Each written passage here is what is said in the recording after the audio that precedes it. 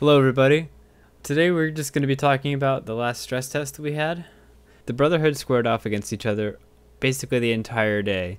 I think we learned a lot, and I'm going to talk about some of the ideas we came up with at the end of the stress test.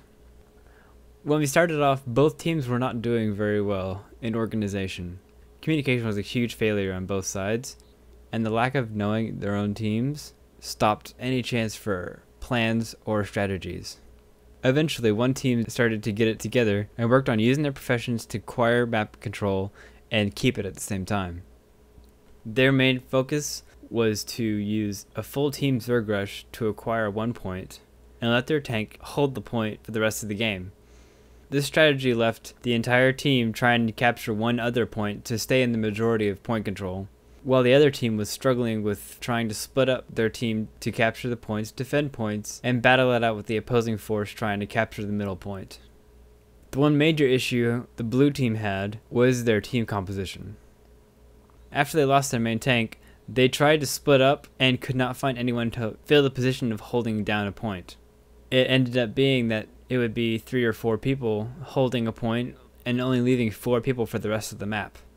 These 4 people defending the points could still be dominated by the entire 7 people that were roaming on red team, and yet the other half of the blue team could still not capture the points against the red team's guardian that was defend. I think one thing we have to realize is that the composition worked well for the red team because they filled their roles to the extreme. If they were defensive, they were crazy defensive. If they were offensive, they did insane amounts of damage. On the blue team, though, we had a lot of hybrid builds that just were not cutting it and could not fit in any role necessary to win the battle. Either the damage was not high enough, or they were just trying different utilities that really did not go with the type of role they were trying to fill. We would have thieves with short bow, even though thieves are a high DPS class only, and short bow is centered around crowd control. They would have elementalists that were trying to support and do damage at the same time. And they had mesmers that were trying to focus on kiting and absorbing damage. It just wasn't going to work. The red team won because they did have better communication because everyone was reporting in, but they also had specific roles that they needed to accomplish. And they knew that. They had great supports and they had great damage. And they had an even greater defense that let the entire rest of the team be able to roam around and capture points and kill people. Let's talk about one really amazing thing that the blue team came up with that the red team never even thought of. And that was distraction.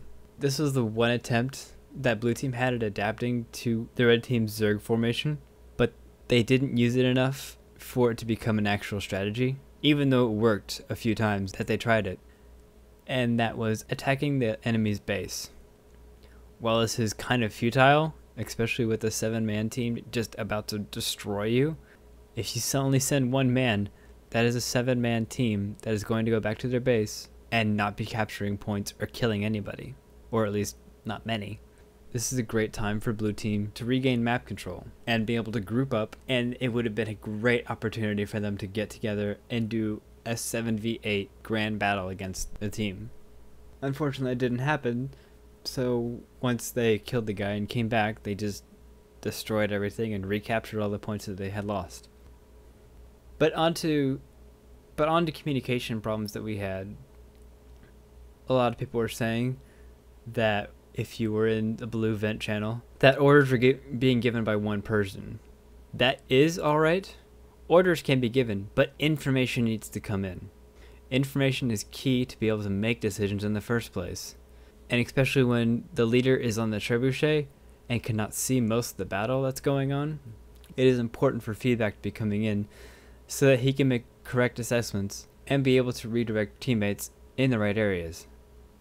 Red team, on the other hand, had almost no leadership, but they had plenty of information to make their own decisions. I think that's where the strength of our players came in. Everyone on our team had the ability to make good decisions.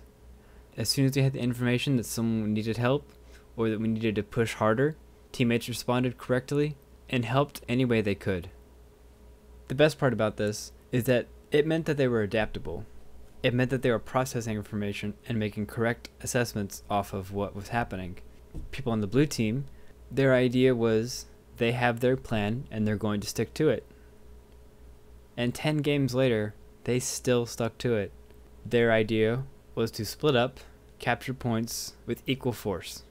That does not work against a team that is able to have a 7-man Zerg rush that just roams everywhere, because every force that opposes them gets demolished and they capture the point. That's around 20 points for the kills and 15-20 points for the capture.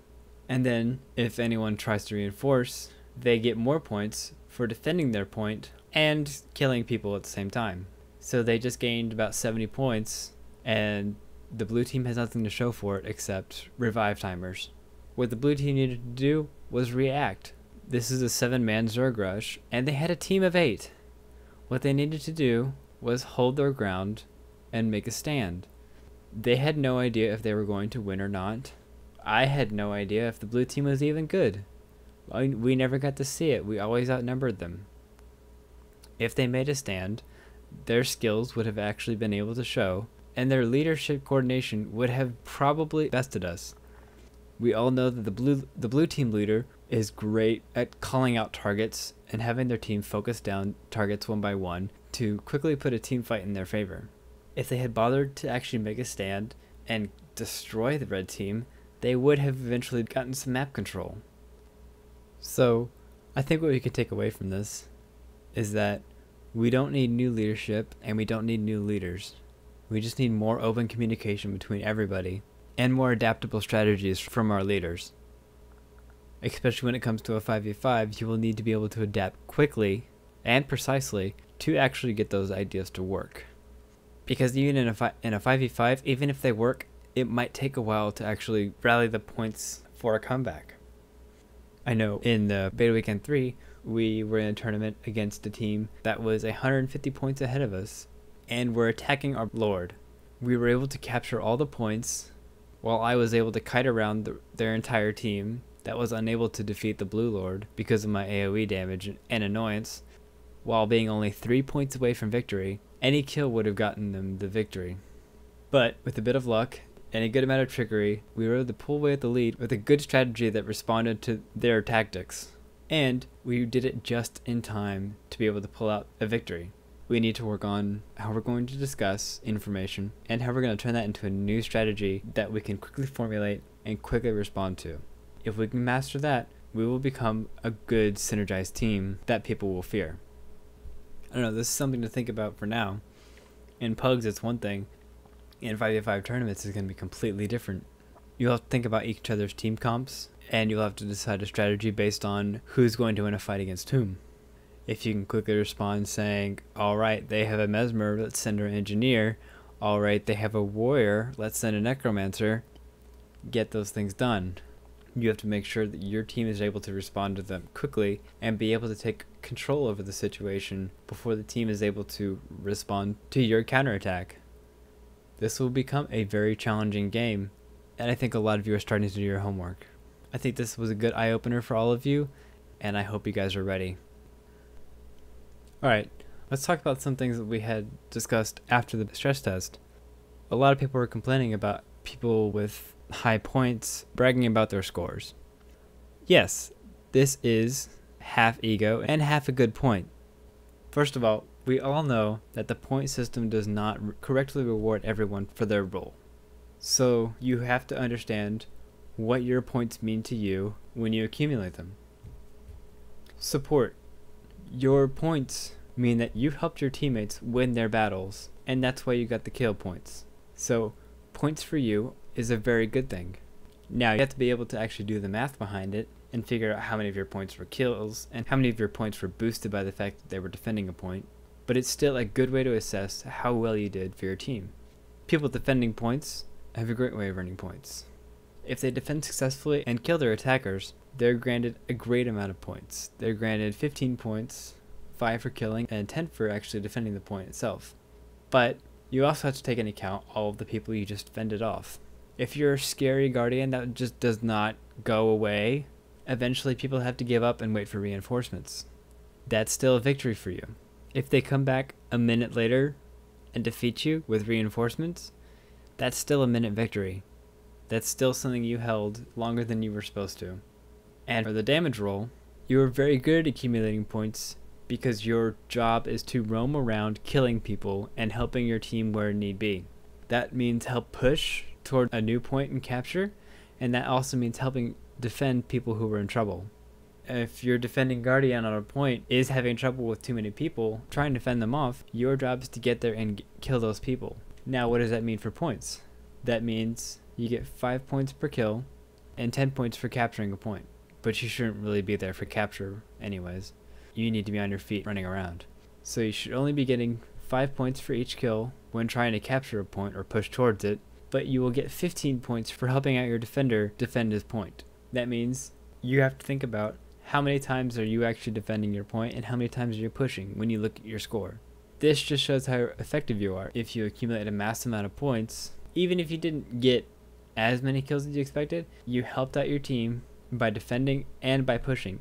That's huge in this game. So yes, in cases, point accumulation is good.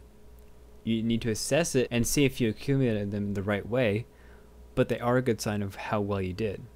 Now things like trebuchet and neutral monsters kind of distort the point system because trebuchets do not accumulate points very well because they don't get assist points for the kills. And neutral monsters flood the entire team with points that helped out killing the monster. Even though it's only 25 points towards victory, everyone who touches them once gets 25 points themselves.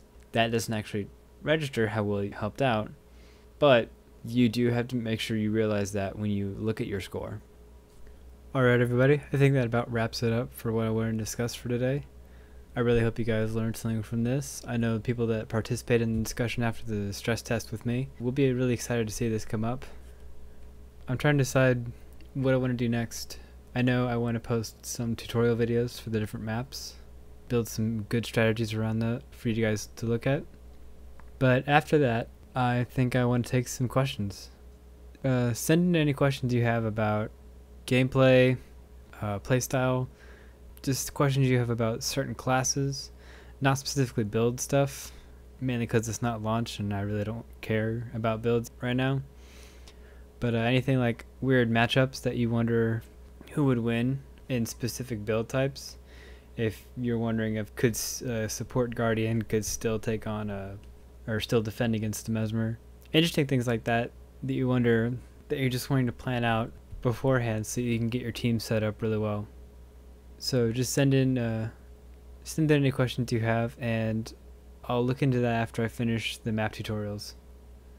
Alright, I hope you guys like this video and I'll see you next time.